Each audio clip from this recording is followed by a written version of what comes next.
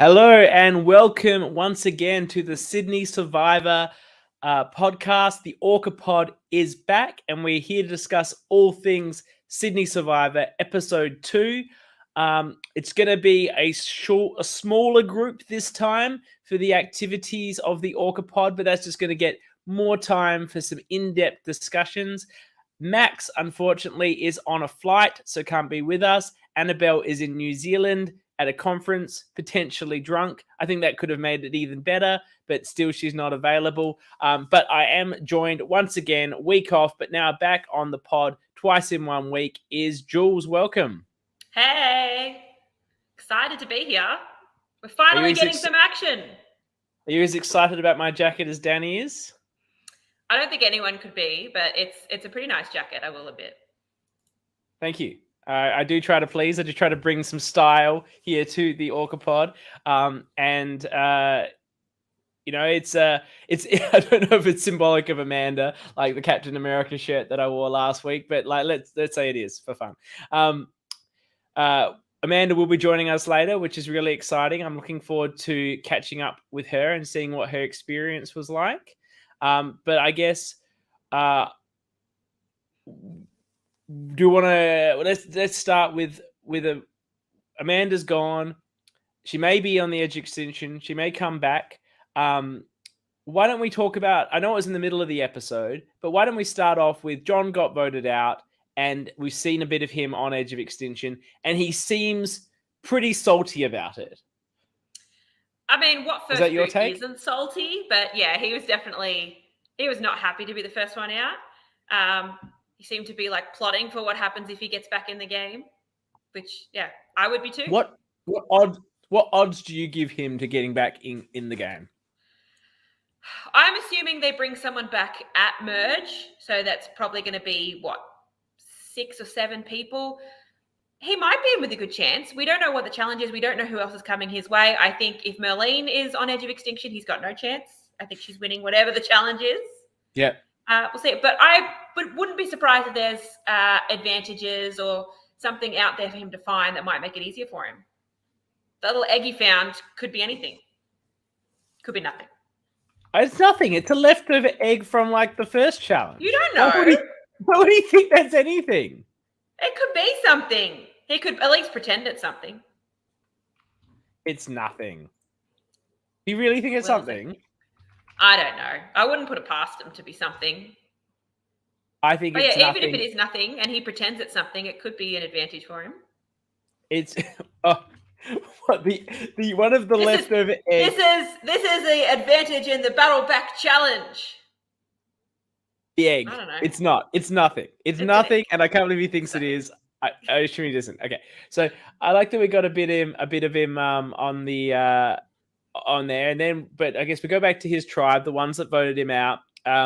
And there's a bit of discussion. They started by telling us the temperature. They had to let us know it was 1 degree. Do we believe that? Is this for dramatic effect? I know what these productions are like. It was still pretty early in the morning. They all seemed to be complaining about how cold it was, maybe. Yeah, but 1 degree. I'm not saying it's not cold. I'm just saying, are they, like little secret for you all? Spoilers, whatever. It's not spoilers, but spoiler for an episode that you've seen in Melbourne. That challenge that was the longest challenge they've ever had, the puzzle, did not go for an hour. I'd say it went for 33 minutes. Why say it went for an hour? Because it's for dramatic effect, and that's what I'm saying about the. But it's still the longest challenge ever. Like that's impressive. Why doesn't it to be? Oh, it went for an hour. Oh, look at you guys. It just means you suck at puzzles. I know, they're just making us look dumber than we were. Danny was saying it's that cold. I'm not saying it was a cold, but you didn't have a thermometer out there. Thermometer? What's the thing that measures like? No, the thermometer or the I don't know. Barometer, is that it? Barometer. No, that's wind. That's pressure. Anyway, why are we talking about that? Well, how much pressure would the barometer be measuring in the Blue tribe? They've come back from tribal council. There's a bit of. Does it seem like everyone is sure that Lizzie cast the extra vote on Danny, or do you think there's a little bit of uncertainty between some of them? I think most people seem to think Danny wasn't sure because TK was the one who threw out her name. So I think she thought maybe it was him. Everyone else seems to be saying, no, it's definitely Lizzie. Yeah. So, and they've grouped up. They seem happy to think Lizzie doesn't. I don't know if we got a confessional from her, or we might have. Did she see Start. Yeah, but was she concerned that she'd voted wrong? Does she see herself as the next target? She said that she was aligned with John and she did see him as someone she wanted to work with moving forward. But she also said that in her mind, Danny's name was on the block because, like John, she wasn't getting to know people as well. I think that's a bad read by Lizzie. It looks like Danny's in with the group much more than she is. Yeah. But Lizzie also said that, she just needs to start ingratiating herself with the rest of the tribe, which is the best thing for her to be doing. Leah is annoyed that we've started at 9:30 because she's watching rugby league, but it's trash, so I don't know why we care.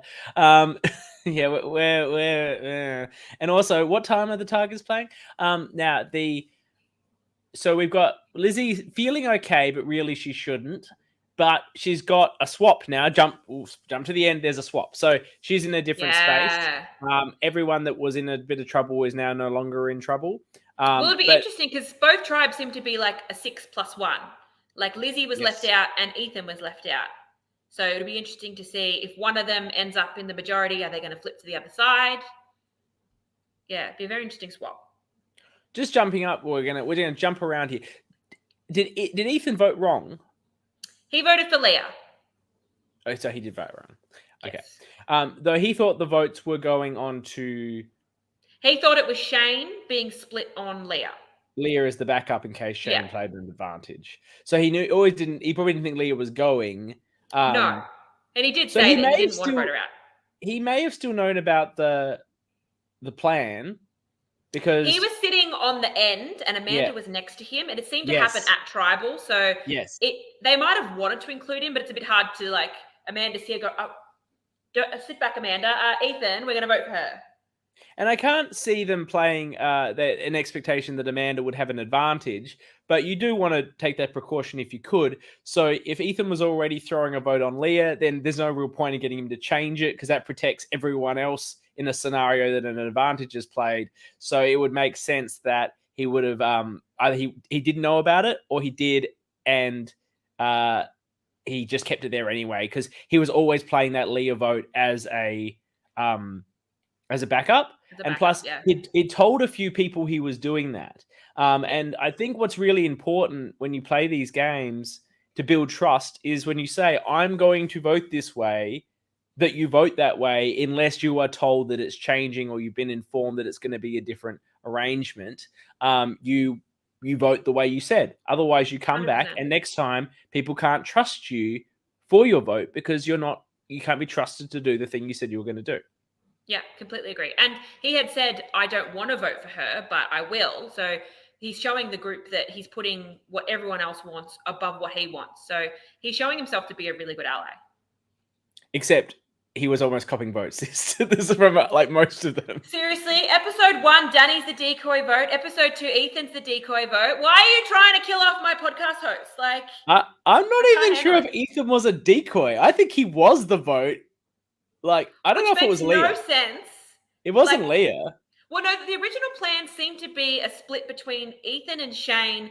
Ethan having the majority of the votes, even though they wanted to get Shane out. I don't think they understood how a split is meant to work. I just think that executed. It was never Leah. No, never Leah. It was Ethan until it swapped to Amanda. Yeah. Or potentially Shane.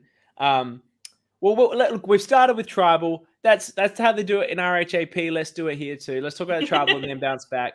I actually have some live footage from Tribal of Matthew Pitcher, where he's already been memed a lot this season with his reaction to seeing Christy on the show. Yeah, exactly that. And he was doing it again at Tribal as the Amanda votes came out.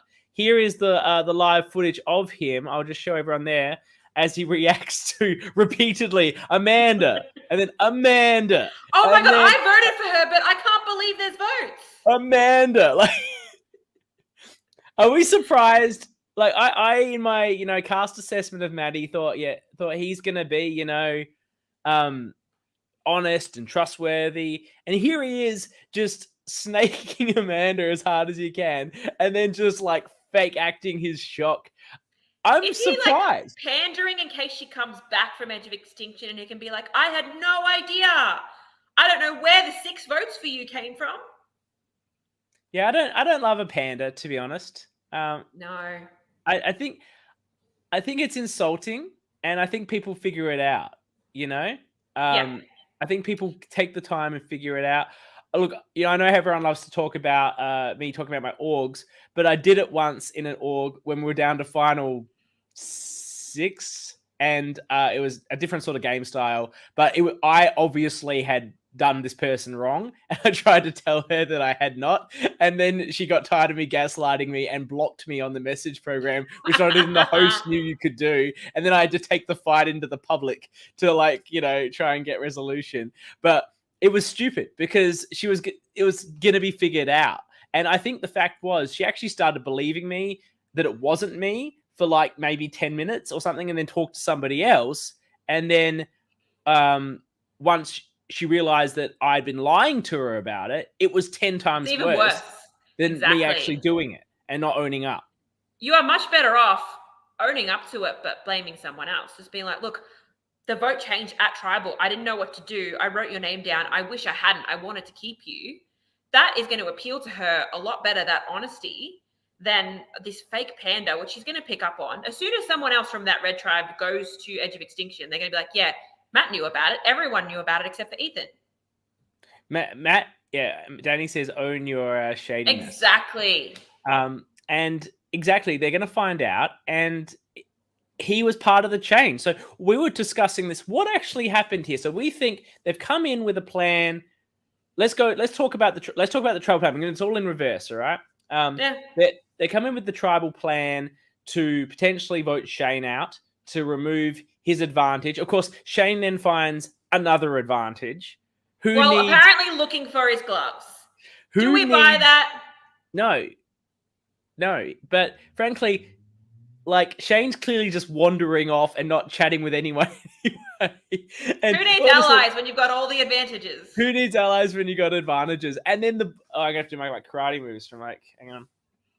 He's saying no glove, no love. Come on, Shane. No glove. If the glove fits, you must acquit. The Chewbacca defense. Now if he finds the advantages and then has the cojones to not play them. Obviously can't play the legacy advantage at this one, but not play the idol when he's clearly a target. Do we think he knows he's a target, or do we think that you think he's blissfully unaware? Blissfully unaware. As he's walking into Tribal, they had the confessional of him being like, oh, no way am I going to play it tonight. Like, he'd already decided he wasn't going to play it at the first vote. Yeah, I don't think he has any idea. He doesn't even know everyone's name. How is he meant to have made allies? He knows the name of his beloved idols, though, of which he has 2 of them. Well, yeah. He probably knows Freddie's name. Yes, the immunity little immunity idol, the tiny little immunity item.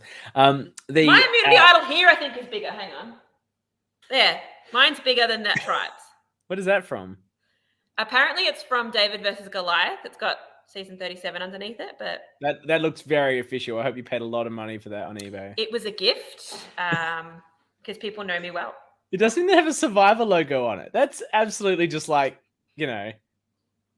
someone's bought that. That's a knockoff. That's nothing. But it looks better than that tribal immunity. So Fair enough.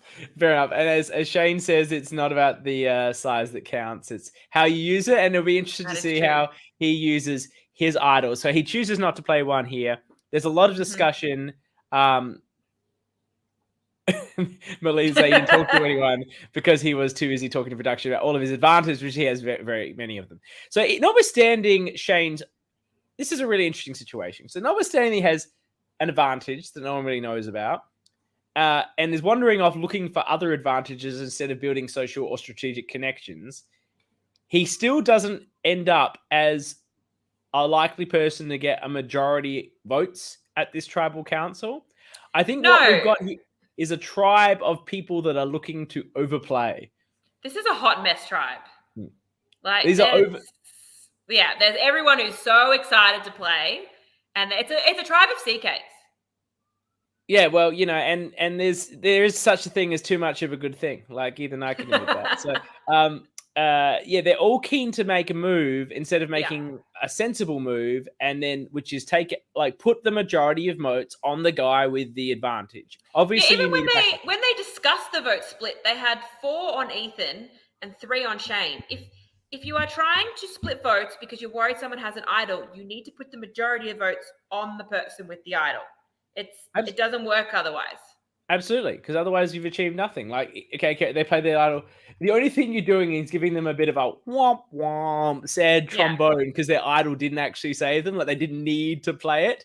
But then if they don't play it, they go back to camp going, "Oh shit, I'm next." But hey, I've got an idol. I just say something while I write to Amanda to tell us when we're going to be on. Oh, okay. And the other thing I want to get your thoughts on, do you think it is a good idea to do a big vote split this early? Like if you're doing a proper 4-3, if they're gone that way, and let's just say they've done it properly where Ethan gets the 3 votes, that's sending a pretty bad message to Ethan that, hey, you're next. If they wanted to put 1 or 2 votes on him, that's probably a good idea. And that way afterwards you can be like, oh yeah, Amanda wasn't in on it, Leah wasn't in on it, or whoever, you can bring him back in. But if he's part of a split, it's pretty clear you're not in, we want you out next. Yeah, well, look. So I don't know if it's a good idea. It's a dangerous splitting votes on your early tribe is a dangerous precedent to set for when you ultimately swap. You are already setting someone up to want to flip immediately because they were copping votes on prior tribal councils. Now, I wouldn't anticipate a tribal a swap after 2, which they seem to be getting. So it's not the worst thing to do on a first vote, especially if you're splitting on Shane, who everyone actually knows has an advantage. Like it seems like everyone's pretty sure they saw him or someone saw him, and he's otherwise wandering around looking for stuff. So if he's your target, then I think what they ultimately did in the end was the right move. It's just They weren't working it out they got it at the last minute. And what they did was take out someone that didn't have an advantage, that hadn't looked for advantages, and that no one felt particularly close enough to of the larger group to worry about removing her from the group. So no one's feathers are too ruffled, I don't think. Yeah, that's true. I think if you are going to do a vote split this early because you are worried about an idol, it doesn't need to be a full half the tribe, though, is more what I'm trying to say. Like, I think you tell Shane that the vote is Ethan. One other person throws their vote on Ethan just in case. And that's all you need to do. And that's enough of a vote to convince him that, this person who voted for you, they're not in with us, but you're part of our group. It's like what they did. They could convince him that it's the same situation that happened on Blue.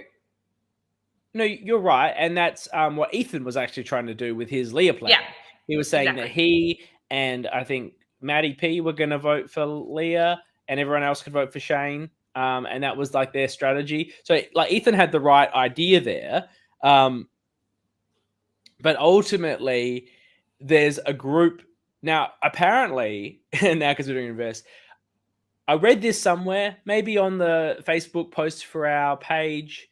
Or somewhere else, but I read somewhere that Joseph had a go at Leah for stuffing up the puzzle. Yeah, look, after the challenge, he did say... It didn't make the edit. It didn't make the edit, but he had a go at it. Okay. After the challenge, he did say, he had a confessional where he said that he never wanted to put himself in a hero role, and he went and did that. But then he said he used what I think is his favorite phrase, plausible deniability. He clearly doesn't know how to use that phrase because that's the incorrect use of it. But I think what he was trying to say is he was going to throw her under the bus. So I'm guessing that's what he eventually did. If his like having a go at her in public was actually a fake out, I don't look. As all evidence to me on Melbourne Survivor to the contrary, I actually don't think that's a very good move. I think starting an argument with someone, calling someone out for a poor performance in front of the group, if that's what he did, and that's what this comment made it sound like he did, is never a good decision. I think that's a way to make you one of the two targets. Oh, these two have got beef. They both were on the puzzle. Let's split there. I guess why we're going in a bit of a reverse order. It's like a time traveling event. We could do the challenge because we're talking about the puzzle. There's now, so many issues with this challenge. Well, one of the issues is that there was basically half of a tribe did nothing. They stood there and waited for someone to come and they could hand them the piece. Danny at least pushed Luke back in the direction they needed to go in. Did literally nothing. Also, why were they standing in like a baseball diamond? Like, why couldn't they be spread out throughout the field? Why couldn't he have had to go to one and then come back?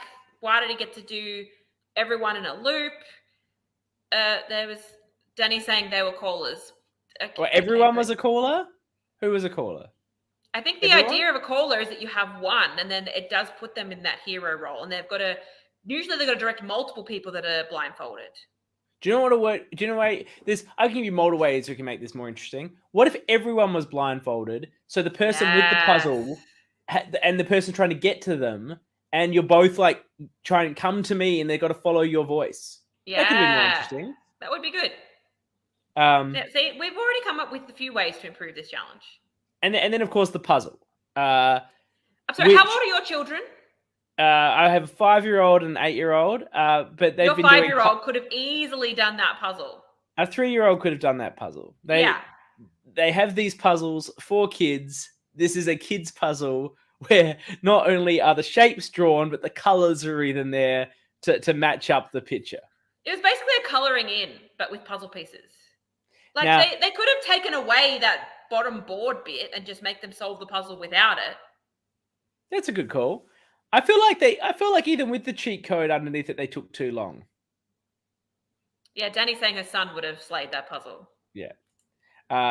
Do you think that I still think they took too long.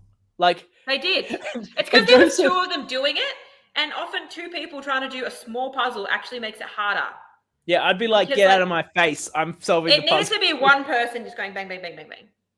I think another way they could have solved it. I'm also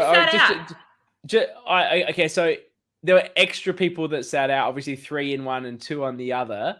So who were our sit-outs? We didn't really get to see. No, I glazed over who was like they only really made a focus of like Luke and the other person that was doing the actual walking. Luke and Merlene. Yeah. And then the puzzles. Shane is complaining about our armchair coaching. We've played Survivor. This isn't armchair coaching. This is like color commentary from like pros. Thank you. Go and watch Melbourne 3, which you're clearly not watching, Shane. Yeah, thanks. Shane. Also, we're more having an issue with the construct of the challenge rather than your actual playing of it. Yes, we're coaching and correct. We've been coaching the whole time though, but now we're coaching the production's choice of puzzle. Ethan had an idea. Yes, go. That these passed on to me. I should have just claimed as my own. Another great way of doing this puzzle would have been for the puzzle makers to be blindfolded and had someone tell them how to solve it, given the answer was right there in front of them. So they could have been like, "Oh, you got to pick up that block, put it here." But I think to give some understanding to the production, I think that what they are doing here was making a very quick challenge because they are trying to fit in a whole day of Survivor, a whole game of Survivor, 16 people, an Edge of Extinction style comeback at some point in a single day. So I think all the challenges are going to be very, very short, and they have to be. Yeah. It's, a whole day, a whole game in 12 hours. It's ridiculous. Yeah, and that's what Eli's saying. So there, it very much is a situation where you think, and I think all the ways we're suggesting would actually make it really interesting. But in the end of the day, does anyone watch Survivor for the challenges, even real Survivor? Maybe your kids. The answer to that, what? Maybe your kids do. I haven't shown my kids Survivor. kind of parent are you? Oh, Tell them well, straight away. yeah, well, my wife's a little bit concerned about like the lying and the deceptiveness, and Fair. they certainly haven't watched me in Melbourne, because they'll be like, "What the hell's up with our father?" Yeah. But Why does I think my everyone daughter. hate him? I think the problem is also I'll be like, "Okay, kids, this is really important to me, so we're gonna start with Borneo." And they're gonna be like, Oh, yeah, no, "Ugh, fair. They need to be a little bit older for that. boring as hell." But no, Actually, I agree. I am not interested in the challenges on Survivor. I think it's a way to break up the episode, and that's about it. yeah. TK, my bro, my actual real life brother, says it was a good way to form relationships cross tribe when they were. I was excited when I saw Danny and Ethan standing next to each other. I'm like, oh, is this where it happens? Yes, well, she's saying she approached Ethan about his advantage and what he did with it. Did he tell you what it was? I wonder if hey bro, how you doing? How's mum? Shane says I don't watch Survivor because I don't evident. watch. we were aware, Shane. The man with two advantages doesn't watch Survivor. Shane, I don't know if your fellow cast members told you this, but I can guarantee you that all of the superfan cast members that you're playing with were so annoyed that you have these advantages and they have nothing. Like, it's every Survivor fan's dream to find an idol or an advantage. And you basically could have actually found your gloves and you would have been equally excited. Shane's there to show his kids how to play, how to be a man, how to tough something out. I don't know. That seemed to be the gist. I wonder, is Shane seeing, as Shane's kids watching him play this, or is he keeping it hidden like I did from my children? What do we think? I reckon Shane's showing his kids. I mean, it seemed like that was kind of the point of him playing, so I'd say he's showing them. We don't know how old. Do we know how old his kids are? Well, he's got 3, so one of them's going to be like a reasonable age. Yeah. Like, I reckon he's showing them. Yeah. Okay, so they lose that challenge.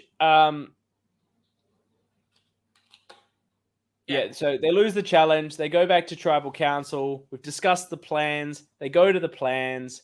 They have all the worst plans until they get to Tribal Council, and somebody, and we're not sure who, changes the plan on the fly. I don't think I've ever seen this happen in the LRG. I don't think I've ever seen this happen in an episode of Real Survivor, other than when everyone's getting up and talking to each other and whispering to each other, which, fun fact, is generally discouraged on LRGs just due to the lack of microphones. That basically it would be bad footage and nothing would get captured if everyone was whispering to everyone. So it doesn't normally happen. Danny's saying it was Leah. It did look to me like it was Leah.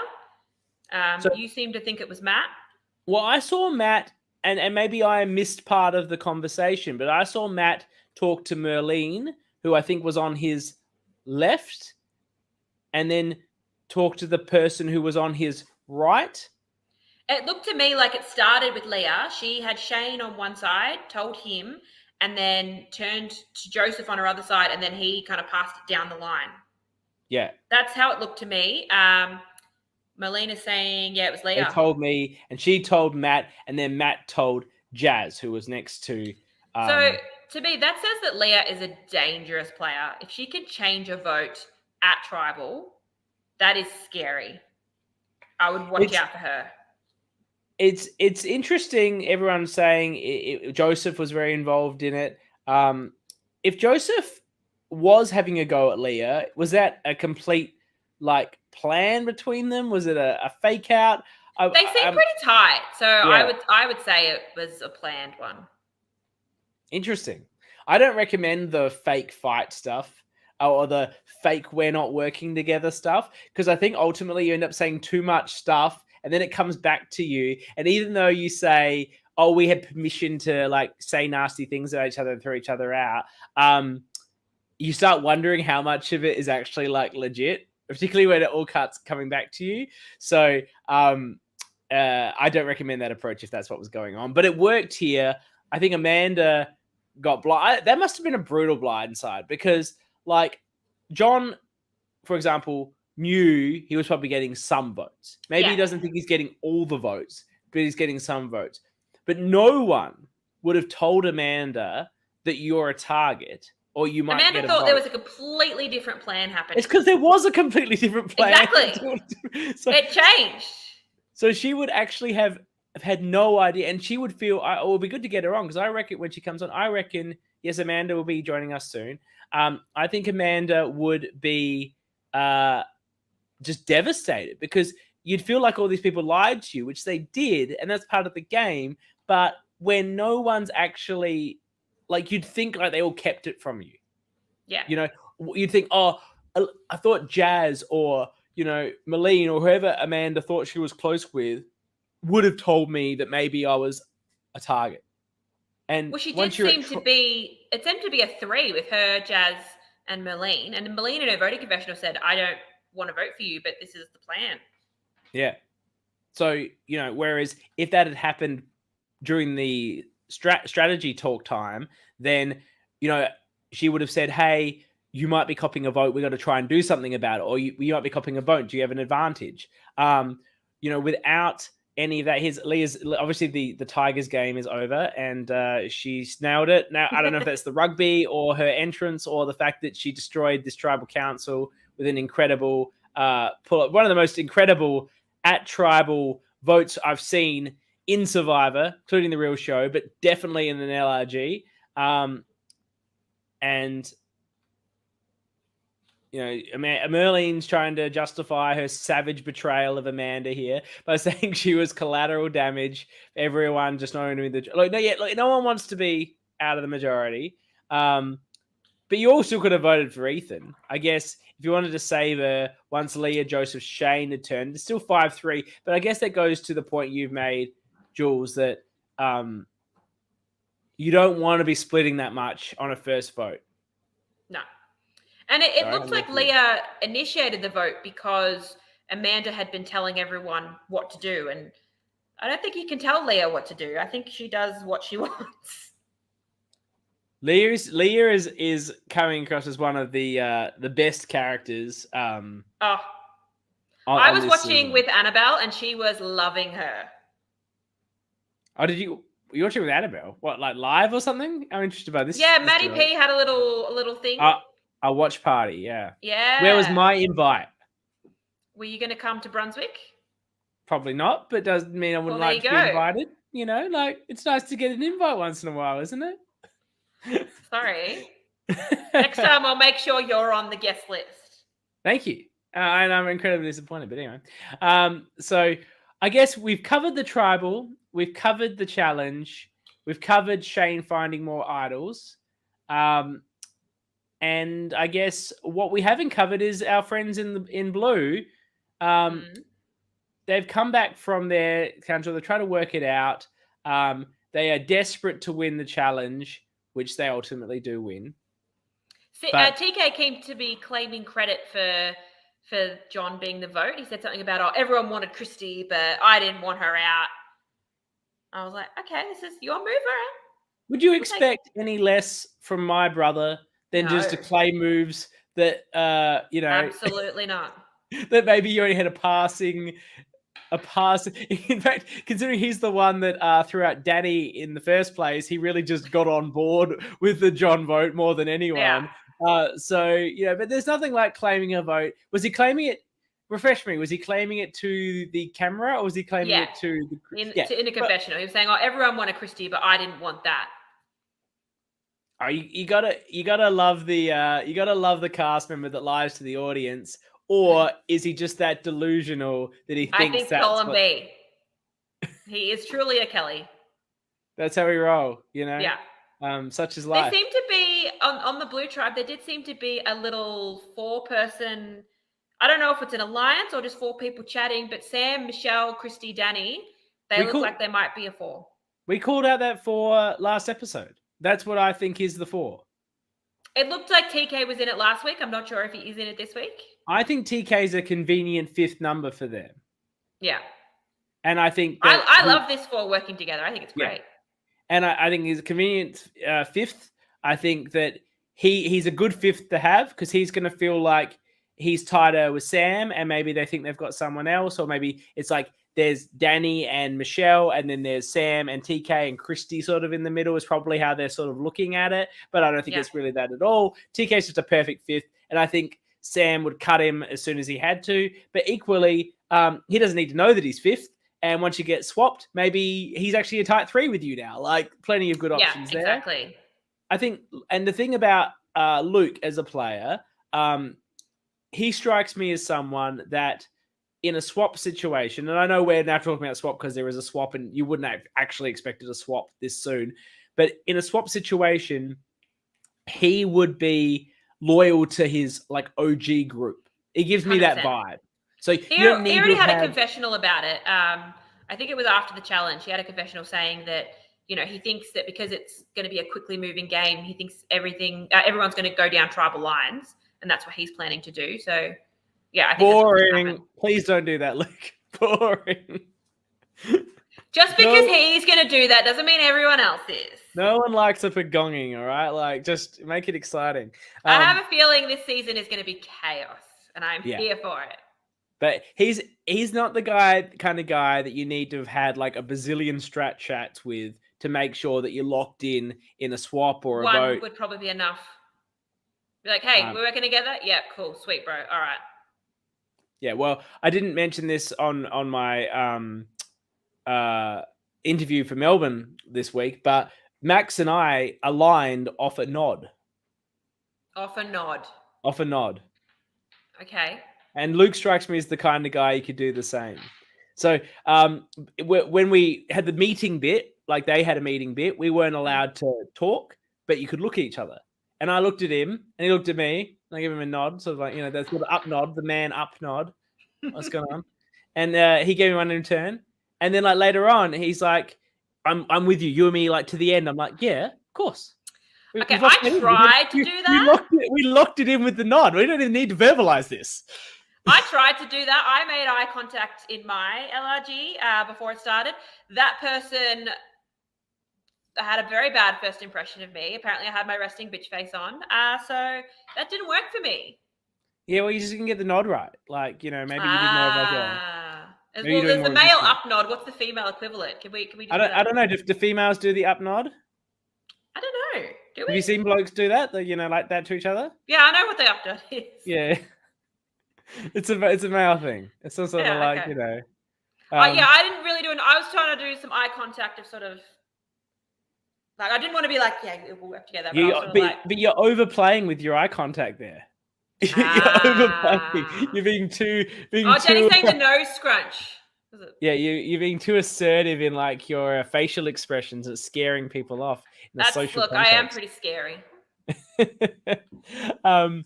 So we've got Luke, and he's in that group. So I think Christy's still playing really, really well. I really liked how they did this episode where, you know, first episode had such a focus, I feel, on Christy, which absolutely made sense. And she was the episode you know, her tribe went to tribal as well, so that assists in what they were doing. But I felt that Matthew Pitcher's here. Sorry. Were you here earlier, Matthew Pitcher? Did you see my live coverage of you at Tribal Council? I think you should play it again anyway, even if you saw it. I have to hang on. For in case Matthew missed it, this was the live moment of you at Tribal Council. Just give me a second. Look, I'm obviously making a bit of time here while we wait for Amanda. Hold on. This is. He's saying the Smize Alliance. I love that. That was Matthew Pitcher live at Tribal Council. Oh, he did. It's Pika Who. Yeah, he got it. Yeah. I love that moment for you, mate. It's iconic. I have a message from Amanda. Let's see what's going on with her. I'm just going through my notes to see if there's anything else that we haven't discussed. Did you see Danny skipping back from the challenge after they won? The skipping? She was full on skipping. Yay, we won! Well, there's nothing like winning a challenge, like especially when you've just been the target. Oh, and cop votes, yeah. Like, yeah. And I don't know if you know this about Danny. She is really competitive. I don't think that I know she's very competitive. I wonder if she thought she was going to go. I don't think she would have thought she was going to go. Nah, she was good. And who do you think? It is nerve-wracking getting a vote. Yeah, yeah, absolutely. Particularly the first. Like, no one wants to be the first boot. It sucks. I haven't felt that, but I could just imagine. I haven't felt that, but I felt being a very early boot, and that sucks too. I felt having my name come up at the first tribal. It's unnerving. All right, so Amanda is with us. I'm just gonna bring her in now. I'm really excited to. Everyone in the chat seems very excited to get Amanda's perspective. She's been watching, she says, so she's heard all our comments. And it'd be really great to bring her in. And here comes Amanda. Hello. Hey guys. Hey. Hashtag blindside. I love it. It was a massive blindside. How shocked were you to see that happen? Actually, when Eli was lifting up the votes from the vase, you can actually see all the votes have Amanda behind it. So I could see I already had like 3 or 4. So I already knew. That's why I was smiling the whole time as it was reading it out. But you know, I just feel I was very confident with what we were doing, and I knew Ethan would not have been in that. So obviously it felt like crap. You know, and it is what it is. You know, fair enough. I think Leah had the plan of doing that for, you know, like she said in her testimonial, that confessional, she wanted to, you know, make some action, and I reckon that's exactly what she wanted to do anytime she was in tribal, and that's what I felt. Yeah. Why do you think? And look, obviously, we know there's Edge of Extinction in play. You're going to Edge of Extinction. You may come back in the game. We don't want to know about that, about what happens from there on. But, you know, you can talk a bit about what you might have heard after the game or throughout to get us a better understanding of what happened in terms of, did Leah have a particular issue with you? Did you not have a relationship, or did she see you as an easy option for the move that she wanted to make? There was a few times where we were able to all bond and talk to each other, and I felt like, you know, I try to put a bit of effort onto everyone, and obviously my main alliance that I was wanting to focus on was with Jazz and Merlene. Yeah, and I just wanted to obviously try and at least have, you know, conversations here and there with everyone, and you can see that I had a bit here and there with Shane. It was a bit difficult with Shane because he was just kind of hanging around the back in the corner here and there and just doing his own thing. I think he felt a bit outside of the group, but he like, you know, he came in here and there. But, you know, I felt like I chatted with everyone. With Leah, I could tell she was a lot younger than me. So the connection there was probably a bit more, like there was a bit more distance from that, and she seemed very interested in other people. So I kind of gauged that already when I was first meeting with her. You just mentioned that you were close with Merlene and with Jazz, and that was the impression that we had from the first episode. Yeah. Did it really hurt? Did it really cut to have them just vote you out right there? Did you feel like you'd been duped a bit? Yeah, I felt like I had a lot of questions. I was very angry. I'm sure you saw in my exit. You know, very angry, very bitter. Still probably am. I felt a bit sick after watching it again on Monday, on Sunday. But, you know, I just felt like there could have been a multitude of reasons as to why things happened that way. You know, being put on the spot last minute, kind of like not having the chance to discuss why and, you know, why are we changing it, you know, this and that. I think that it played a lot of on their minds as well, and they just kind of went, okay, everyone's doing it, so we're doing it, you know. So it is what it is, you know, fair play. You know, it's part of the game, and you know, like they all say, get out of the blindside. That's the best way to get out, right? It is. It is, really. But I don't know, like, if it's the best way when you've been blindsided by the two people that you felt really close to. Like, if the votes were 5-3, you'd probably be like, oh, okay, like they got me, right? The other 5 got me. And if your people had stuck with you, then it would have been 4-3-1, I guess. So you go anyway. So from their point of view, they save their games in a way in terms of like just voting with the majority. However, I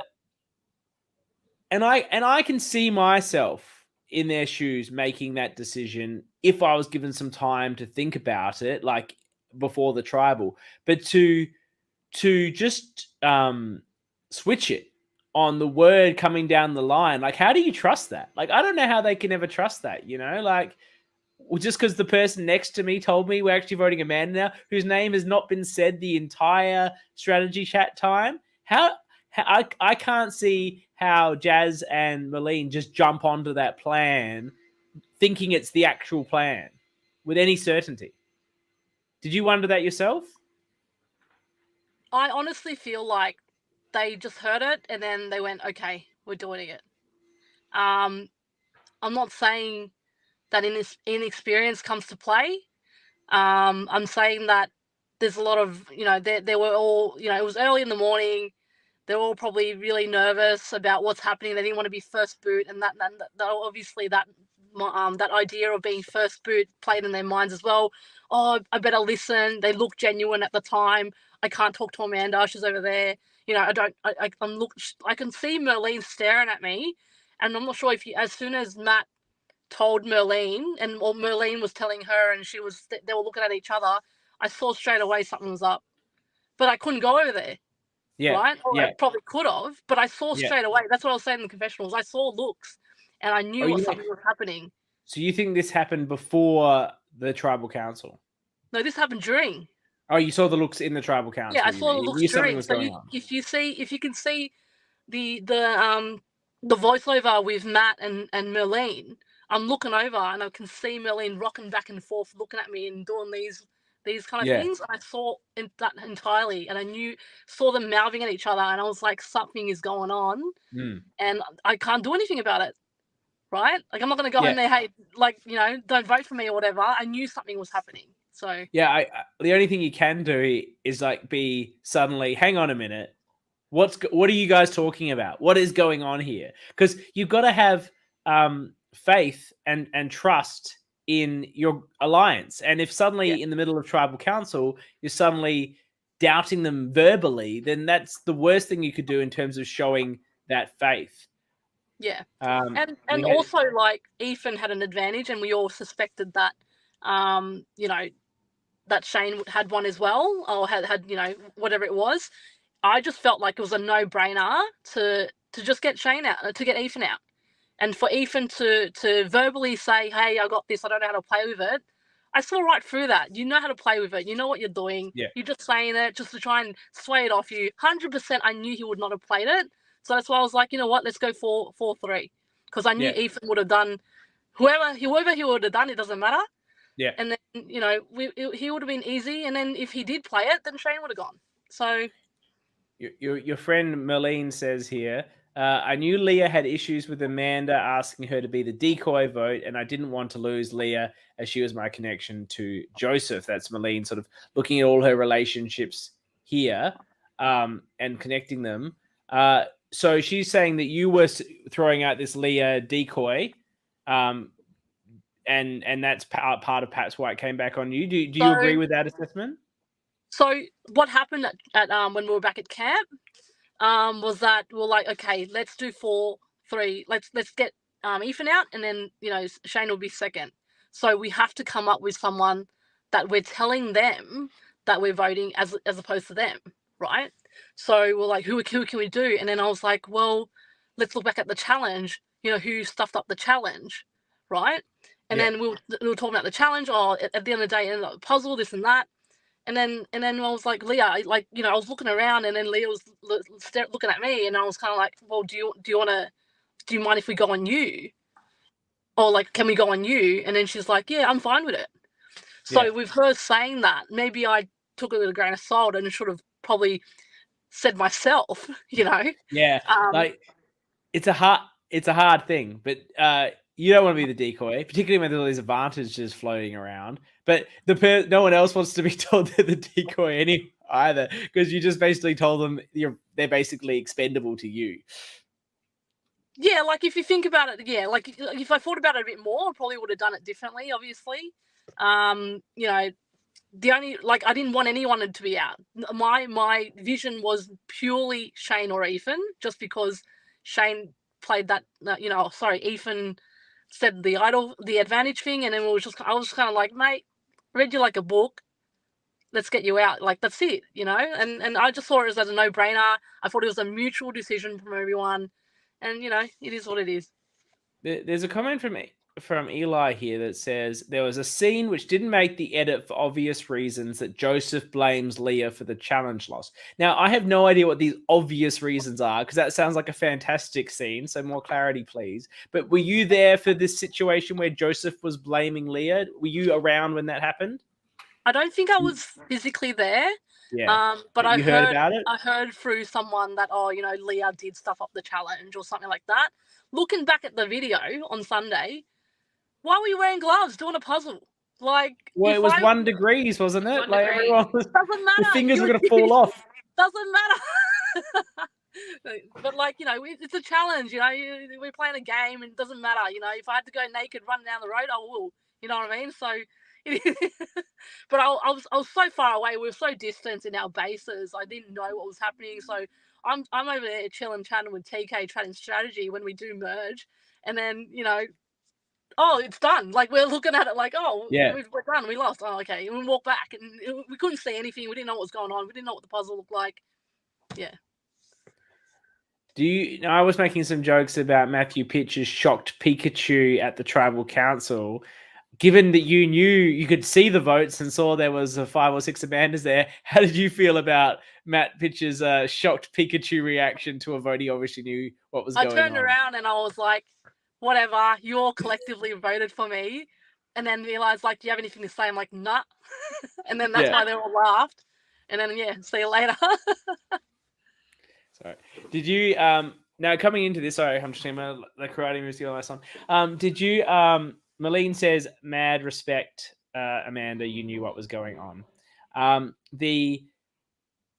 What's your relationship with Survivor? Are you a big sort of super fan? Are you? Yeah, I am actually. I've probably started watching Survivor probably about 6-7 years ago, and I watch everything that's out now. Yeah. I haven't really gone back just because, like, I've just been really busy with life. I play badminton 3 times a week and poker kind of full time, as well as work. Oh, did you tell everyone on the cast that you are a semi-pro poker player, or did you keep that secret? No, I have not. That's the thing they always hide. You hide if you're a cop, you hide if you're a lawyer, and you hide if you're a poker player. Yeah, so I was a security guard as well. I wanted to be a cop, an FBI agent, or like, you know, AFP, APT, you know, whatever it was.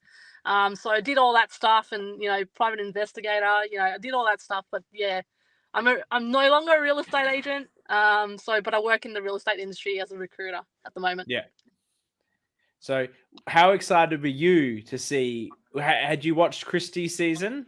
Yeah, 7 years ago. Yeah. So how excited were you to see Christy there? Could you believe that? Were you shocked? I wasn't, because I knew she lived in, like, you know, I knew. Yeah, I wasn't shocked. To be fair, I wasn't a fan of the season.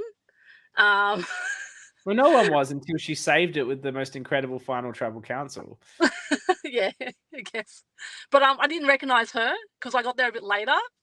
And then everyone's like, oh, Christy. I was like, I don't know what you're talking about. I didn't recognize her. I mean, perfect. I could have been good if you could play together. Like, oh my god, yeah. And then that was fun. I didn't have any interactions with her besides the initial hello, because they were like, I didn't make a merge, obviously. But, you know, may have come back to an extinction, and then we all had that, you know. I won't talk about it. Yeah, I didn't have much of an interaction with her until after, you know. Yeah. What about Jules? Do you have any questions for Amanda about her experience? You've answered the main thing I wanted to ask, which was, were you aware of the whispering going on around you? I want to know, how long did you have between the challenge and going to tribal? It's like 15, 20, probably. Yeah. And it was just, from what we saw, it looked like it was chaos the whole time. Is that how it really was? Yeah, it was. I was trying to be everywhere. That's why you kind of saw me pop in and said, "What are we doing? Are we happy?" You know, so I was just popping in, checking on Shane, checking on Ethan, just to make sure they were comfortable. And you know, it was pretty chaotic, but we were all kind of within the same vicinity, like a little small park. So yeah, like we all had the time to obviously discuss what we wanted to do, I feel. However, if it was a longer day, I think people would have kind of bonded a bit more and kind of, you know, I think it was very rushed in that sense where we couldn't connect fully. You could only find one or two to connect fully with, not even fully still. So yeah. Yeah, okay. There was something else that I've forgotten. Come back to me. Did you have a good experience nonetheless? I know that it's hard going out second. At least it's not first, but it is second and first on your tribe. So I appreciate, and a brutal blindside, and the people you thought you were working with voted for you as well. You know, did you still have a good experience? Yeah, it was a good experience. I've always wanted to do something like this, and you know, I'm glad I actually didn't make the cut, and then someone pulled out, and then I made the cut. So that was a bit lucky. You know, very excited, super, you know, grateful for being allowed in. Would love to do it again, probably in a longer setting. Yeah, well, I thought you were fantastic. I think it was a really unlucky end for you, and I think you absolutely should apply for other LRGs. As someone who's done the casting for some, I can tell you that there is often a struggle to find women. I tell you what, if you're a straight white guy, you better be fucking amazing because there's a bazillion of you applying for these things, myself included. But in terms of actual other contestants, diversity, and also female applicants, it's harder. I think part of it is a lot of women will go, I don't know if I should sign up to go sleep with a bunch of strangers in a campsite in the middle of nowhere. Like, I don't know any of these people. This is an incredibly unsafe decision. But, you know, with the community growing and people getting to know people, at least, you know, you've seen them on this or talked to them in some places, I think people can feel more comfortable that they're a safe environment, which they are. But you would have a lot of success just based on the presence you had here and being that, you know, a lot of these RGs are screaming for fantastic women contestants. So I think you should apply. Please do. No worries. I think Canberra is casting at the moment. Canberra and Brisbane. So apply. Okay. Yeah. I might be Canberra. Yeah. Canberra's a fantastic one. They'll be going in their 4th season this time. And, you know, these shows, they only get better and better as each season happens, as the organizers get more experience and get a bit more familiar with approach and get more helpers. Because what generally happens is everyone that played, like half of the cast that played the first one will come back and help the second one. And suddenly you've got like double the crew, and that just makes it so much easier to like put on the show. So people are very positive towards you in the chat. Maddie Pikachu says amazing. Amanda for LRG All Stars. That doesn't exist yet, but if there was one, he thinks you should be on it. Merlene wants you to please play again, maybe she can blindside you a second time. Eli says you need a second chance. Maddie Pikachu again here says, no, I think he's just talking about everything, but he says giving you more kudos. And Shane's just talking about how cold Canberra is. Kate is clearly you don't care about the cold if you're saying do the challenge without gloves. So Shane is once again ignoring I'm very competitive, and you know, if once people get to know me, they'll know that, you know, I'm a joker. I love to have fun. You know, I just want to make everyone happy, kind of thing. And initially, I think the vibe was, you know, I was a bit colder, and I was trying to joke about like me being unfit and stuff like that. I'm super fit generally. You wrote that. Did you write that in your? Was it you or Jazz that wrote you were unfit? Lizzie. In your. Oh, it was Lizzie that wrote that. Okay, yeah. You were making comments about being unfit, but you're actually fit? I made a few. I did a confessional, and then I told my tribe that I was unfit. Do you think that's a good idea in retrospect? I don't know. I was just trying to lighten the mood, and you know, trying to build a bit of personality bond with people a bit, you know. And then just trying to prove them wrong, and hopefully, you know, be like, oh shit, we won the challenge, or you were like, you did great, and then it'll be like, you know, yay, you know. I was just you're playing it down. Yeah, I can see that. It sounds like a 2-day game definitely would work better for you. Yeah. And then Danny says, I think Amanda would have been a super dangerous player if she gotten deep in the game. You're just getting nothing but love and respect from your fellow contestants in the chat. I agree. I think we definitely saw a lot of potential there, and I, for one, was very disappointed we didn't get to see it play out. So Leah just identified you as the threat you were and executed an amazing move to take you out. And it's the sort of thing that, you know, we comment about, we watch here, we say, what an amazing move. But there's always someone who gets hurt by the amazing move, and that was you. And obviously you've taken it like a sport, taken it as the game that it is. You've come on here and talked about it, which we really appreciate. So thank you so much for making the time. No worries. Thanks, guys. Thanks for the invite. Oh, you're very welcome. And look, hopefully you go to Edge of Extinction and get back in the game, and we interview you again later in the season. Yeah. Better watch. Putting up the fight. Like I said in the exit, I'm going to get them all. So. And one more here from Leah. She told you that you were just too dangerous. So you're getting a lot of respect, and that's what you want to see. People saw you as a dangerous player, and that's how we all want to be seen on these things.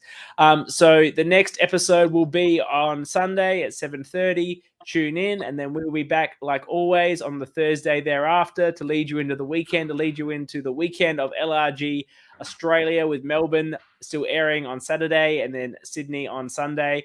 And Jules doing 2 podcasts a week. We'll be back on the Tuesday pod of the ORCA, the honorary ORCAs, as you are now called, for Melbourne. So stay tuned to the LRG channel and stay tuned to all the socials for Melbourne and Sydney. Canberra and Brisbane are casting for anyone watching that are interested in that and applying for their shows. Thank you, everyone who came into the comments and put through their commentary this episode. Thank you, Amanda, for making the time to come on and give us your insights. And thank you, Jules, for joining me and providing all your fantastic commentary. I think we did great without anybody else. We don't need anyone. We don't need anyone else. It's fine, just us. Yeah. So everyone have a good night, and we'll see you next week. Thanks, guys. Lovely to meet you guys. Have a good day.